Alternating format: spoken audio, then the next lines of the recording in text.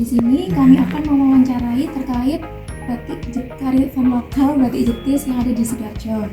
Untuk yang pertama yaitu bagaimana Pak untuk sejarah awal batik Jetis di Sidoarjo ini? Ini kalau sejarahnya secara pasti saya juga tentang masa-masa ini yang saya ketahui itu dari saya sejak kecil itu di Jetis ini sudah ada beberapa pengrajin warna batik tulis, khususnya batik tulis Jetis ya, itu Sidoarjo sedangkan batik tulis yang Sidoarjo itu satu kampung batik Jetis, dua kampung atau kelurahan Sekardangan. Kalau dulu desa Sekardangan, sekarang jadi kelurahan Sekardangan. Terus ada lagi satu desa Kedung Cangkring. Kedung Cangkring itu sebelah selatannya Berantas Porong. Iya. Jadi titik awalnya dulu itu ada 3 sentra, itu Jetis, Sekardangan, sama Kedung Cangkring. Nah itu sampai sekarang itu yang masih eksis itu di Jetis sama di Sekardangan. Sedangkan sekarang banyak bermunculan, ada UMKM muda itu banyak sekali, ada di Jambi, ada Tambun juga ada, di Sukodono juga ada.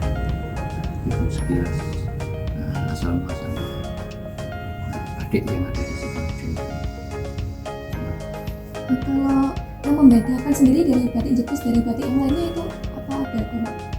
Kalau yang ada di Jetis itu, Jetis sama Sekardangan itu batik tulis ya. Sebenarnya juga batik tulis. Sedangkan kayak warna itu biasanya pakai warna netol. Kalau yang UMKM baru-baru itu biasanya warna itu.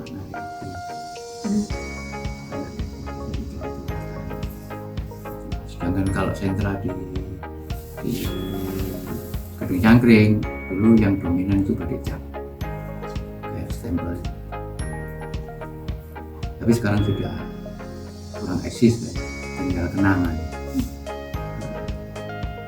Terus untuk proses pembuatan batik Jetis sendiri itu dari awal sampai selesai itu bagaimana Pak? Ya, proses batik itu ada beberapa fase ya.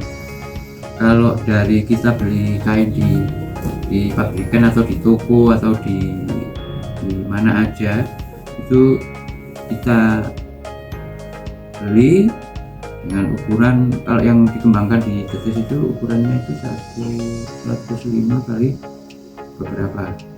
Ada yang kalau untuk jarik itu 105 kali 2,50 meter. Kalau untuk sarung itu 1,5 meter kali 2,10 meter. Kalau dipakai selendang gendong ya, selendang gendong bayi itu 90 cm kali 2,70 meter. Nah, jadi tergantung kegunaannya. Jadi kita sebelum membuat itu harus kita rencanakan kain ini mau kita buat apa.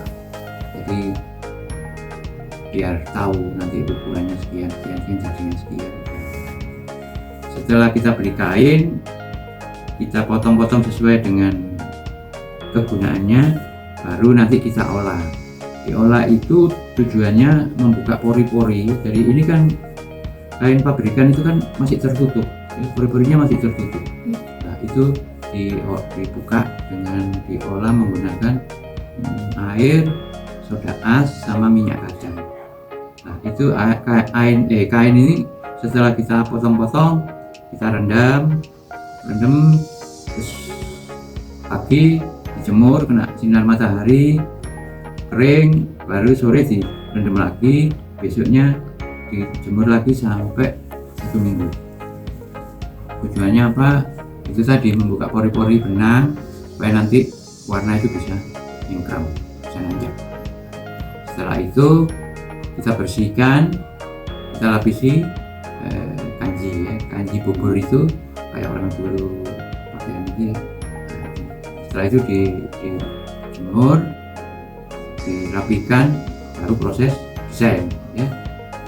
Desain kita gambar. Setelah kita gambar selesai, baru proses canting ya, proses canting. Nah ini proses canting. Nah, setelah proses canting baru proses pemeblokan, mana yang di nanti di proses kedua, mana yang enggak, itu kita blok. Tujuannya apa di blok?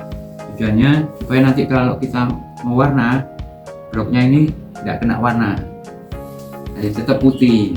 Nah, untuk mencanting proses berikutnya, setelah selesai baru proses pewarnaan ya.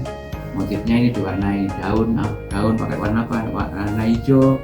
Terus kalau untuk motif-motif binatang, sayapnya kita warna apa, bunganya kita warna apa, sesuai dengan keinginan. Setelah proses warna baru dilorot ya, dilorot atau dibersihkan. Dibersihkan itu tujuannya, nah jadi ada yang kena warna, ada yang nggak kena warna. Yang nggak kena warna itu tadi yang kena blok itu. Nah, blok ini nanti ini tetap putih ya, yang di blok tetap putih, yang kena blok itu tetap putih. Setelah di blok, setelah dibersihkan putih, baru kita canting lagi. Kita canting lagi sesuai dengan keinginan kita. Setelah itu nanti proses pewarnaan yang berikutnya ini ya. Setelah ini ya, baru nanti di blok yang ada warnanya yang tidak diinginkan kena warna berikutnya, di blok seperti kayak gini. Nah, kayak gini. Tujuannya apa? Tujuannya nanti supaya nggak kena warna. Kalau yang ini mau diwarna, ini nggak kena warna ya. Nah, itu. Setelah itu baru nanti ini proses diwarna. Setelah diwarna selesai, baru dibersihkan. Bersihkan,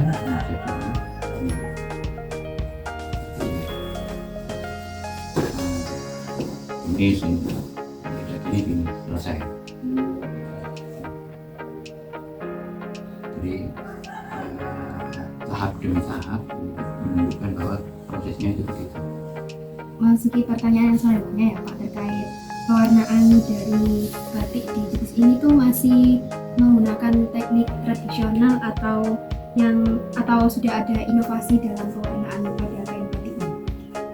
Kita memakai warna itu ya, sama dengan dahulu, jadi nggak ada perbedaan.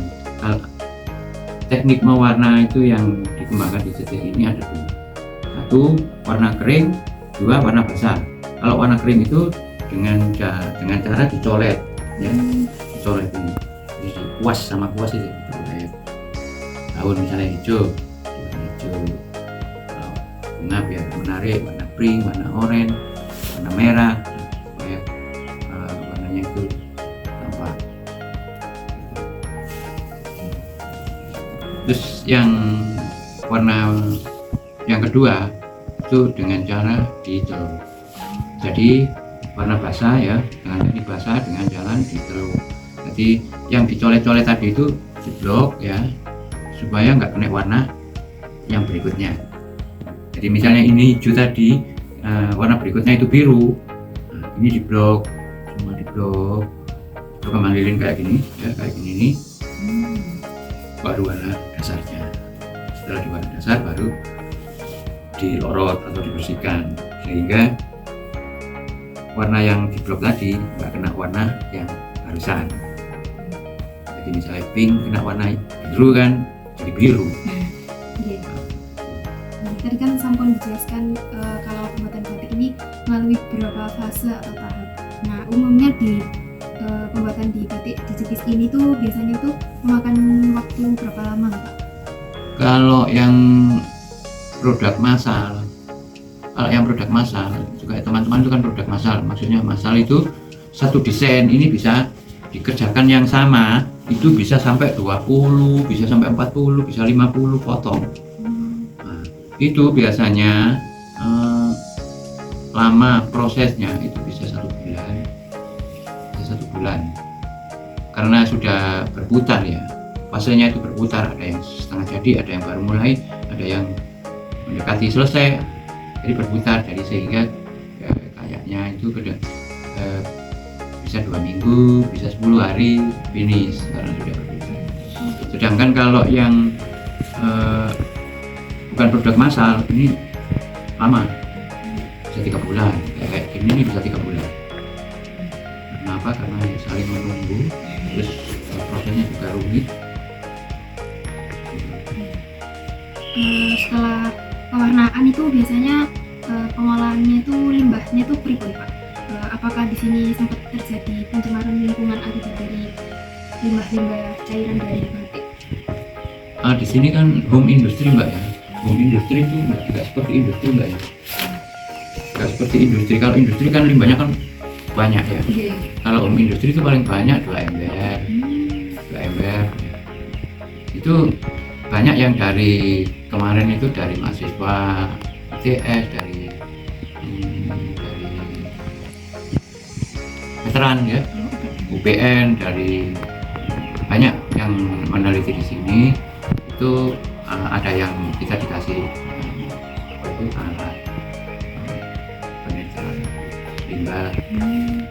Ada macam-macam teknis, ada yang menggunakan eceng gondok, ada yang menggunakan pasir kuarsa itu ya, saringan itu.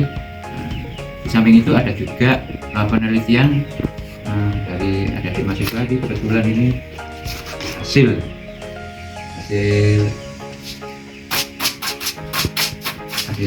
lab, hasilnya nggak diteliti, jadi nggak seberapa.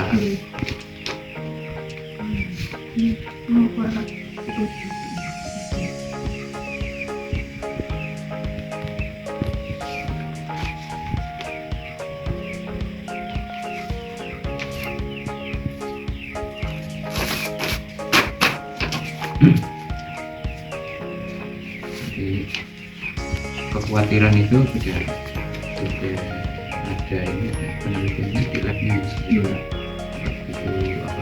mengkhawatirkan limbah batik. Niku pada saat membatik itu kan cantingnya itu dipanaskan ya?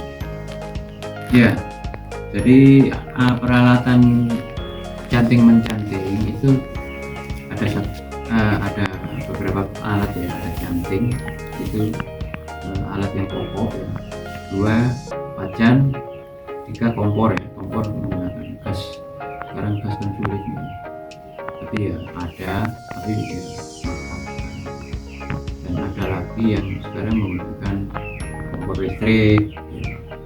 Tapi canting tetap berperan, karena apa? Karena goreskan di motif itu menggunakan canting. Iya, memang canting menggunakan malam kalau nggak dipanasi nggak cair Mbak. Itu enten suhunya berapa derajat atau sampai panas? Kalau pengetahuan saya itu kalau untuk lilin itu rendah sekali kok, nggak panas. Paling 50-60 sampai 70 derajat itu sudah meleleh. Yang penting lilin itu mencair, diambil, masuk canting kan ada itu ya. Nah, yang dipakai itu ujungnya ini beberapa ukuran ya. Beberapa ukuran, ada yang kecil, ada yang sedang, ada nomor-nomornya 1, 2, 3 sampai 10, 12 sampai besar.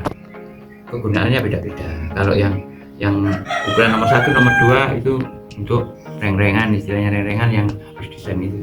Nah, ini ada tontongan, istilah tontongan ya. Ini untuk menyimpan, ambil dari wajan, menyimpan lilin panas itu. Nah, setelah ada di dalam sini baru digoreskan di media kainnya yang ada desainnya tadi. Jadi untuk membentuk desain itu. Nah, kalau sudah kelihatan agak seret, jadi kita kembalikan ke wajan, ambil itu pelan-pelan. Jadi sehingga terbentuk kayak ini. Sesuai desainnya. Jadi kalau misal lilinnya dingin itu mempengaruhi batiknya juga? Nggak bisa. Kalau lilinnya dingin nggak bisa nempel. Nggak bisa nempel Mbak. Ke kain itu nggak bisa nempel. Jadi harus cair. Nah, kalau cair itu pasti panas. Nanti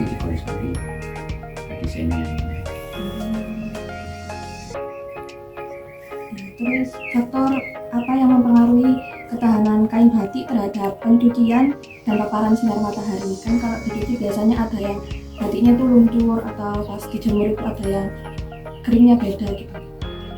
Makanya kan sejak awal itu kan sebelum didesain, sebelum dicanting itu kan diproses, Mbak. Diproses, dibuka pori-porinya. Tujuannya apa? Tujuannya warna itu biar nyengkram di benang, struktur benangnya itu. Nah, efeknya kalau sudah nyengkram di benang itu tidak akan luntur. Kalau misalnya kita beli di toko terus langsung kita desain, langsung kita gambar, kita canting, kita warna, nah itu ada sedikit degradasi, luntur. Tapi kalau diproses dulu nggak akan luntur. Bedanya di situ. Yes, ini kok batik jetis niku ada pola tertentu, apakah ciri khasnya gitu? Yang ada di jetis itu yang dikembangkan itu motif tradisional. Tradisional itu kayak ketan, sekar jagat, apalagi ya, banyak macam. Batik itu sendiri yang di Sidoarjo itu ada 2 versi, Mbak ya. 1 tradisional, 2 kontemporer. Nah, kontemporer itu tidak banyak warna, biasanya warna terang sama hitam, merah hitam, kuning hitam, biru hitam, merah muda, merah tua. Nah, cuma dua warna. Tapi kalau tradisional banyak macam warnanya, merah, hijau, pink, orange.